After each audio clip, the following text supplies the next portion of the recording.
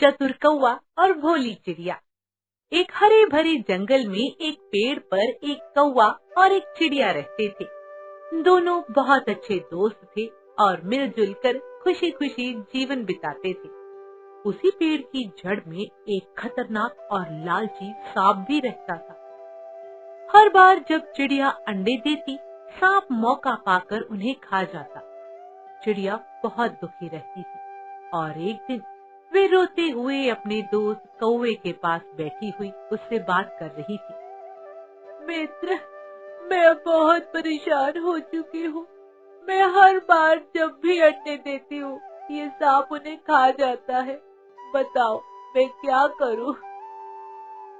कौवा कुछ देर सोचता रहा, फिर बोला, चिंता मत करो मित्र, इस बार हम अपनी बुद्धि से इस समस्या का हल निकालेंगे।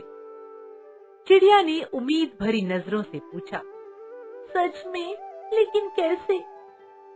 कौवा मुस्कुराते हुए बोला, तुम बस धैर्य रखो और मैं जैसा कहूँ वैसा ही करना। अगले दिन कौवा उड़ते उड़ते पास के महल के एक बगीचे में पहुंचा। वहां उसने देखा कि रानी अपने गहने उतारकर स्नान करने जा रही है। कौवे ने मौका देखकर एक चमकदार हार अपनी चोंच में उठा लिया और उड़ गया। महल के सैनिक ने देखा तो वे चिल्लाते हुए उसके पीछे भागने लगे। कौवा सीधे अपने पेड़ की ओर उड़ता हुआ आया और उसने वे हार सांप के बिल के पास गिरा दिया।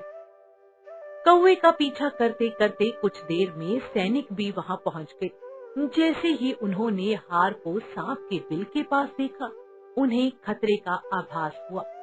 उन्होंने अंदर झांका तो सांप को देखकर वे समझ गए कि यही खतरा है। उन्होंने तुरंत अपनी लाठियों से सांप को मार दिया और हार वापस ले गए। ये सब देखकर चिड़िया खुशी से झूम उठी। वे कौवे से बोली, मित्र, तुम्हारी बुद्धिमानी ने आज मेरी सबसे बड़ी समस्या हल कर दी।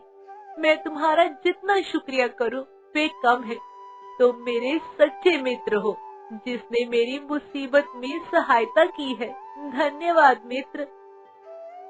कौवा हंसते हुए बोला, अरे नहीं चिड़िया, जब ताकत काम न आए तो समझदारी ही सबसे बड़ा हथियार होती है।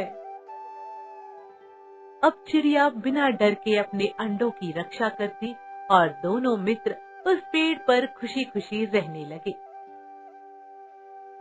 इस कहानी से हमें ये नैतिक शिक्षा मिलती है कि बुद्धि और धैर्य से सबसे बड़ी समस्या का समाधान भी निकाला जा सकता है।